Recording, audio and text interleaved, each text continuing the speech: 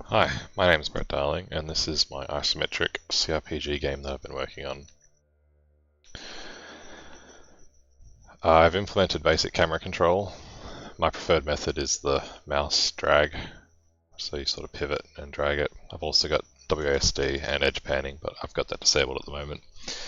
You can click on units to select them, shift click to select multiple, and left click to control them.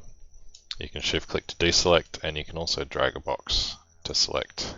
And of course you can shift unselect the same way. We don't have formations currently, so they all try to get to the same spot. We've got these NPCs, so these are exactly the same game object, they just have a different faction in their script. So these are neutral, and they can also turn to hostile. What you've seen around the edges here with these walls are actually made up of a few different parts. So we have a mesh which only casts a shadow, because I couldn't get transparent materials to cast shadows. We then have the wall has a transparent material which we fade out, and we also have a bottom part of the wall. A very basic representation for now. So what happens with these walls is I have an invisible collider here that whenever an entity enters, a player entity enters, we fade out that transparent wall and basically show the down version. And when they leave, we turn that back on. Now, if we have multiple entities in there, it handles that pretty well. There are a few bugs still with like skirting the edges, but we'll squash those. And so similarly out here in this large room, I have a large collider here that whenever any entities are standing in, they are told to try and fade out these walls.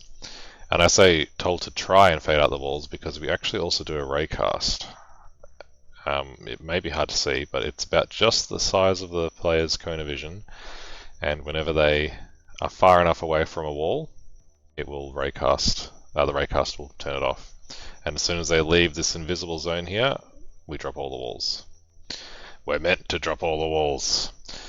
We've got some containers which don't have any code hooked up yet. We can highlight things with the mouse. We can hold tab to highlight everything in the scene. So you can see this barrel here I've discovered. I've actually got a barrel here that doesn't highlight until we go and discover it. If we head over there, boom, we've discovered it. These barrels have collision now, for now, just for a bit of fun. Oh, and look, the music's looping. That's about it. Just wanted to show off these walls and kind of what I got for now. I was just working on the bark system, having a bit of fun with that, as you may have been able to tell. Alright, thanks, see ya.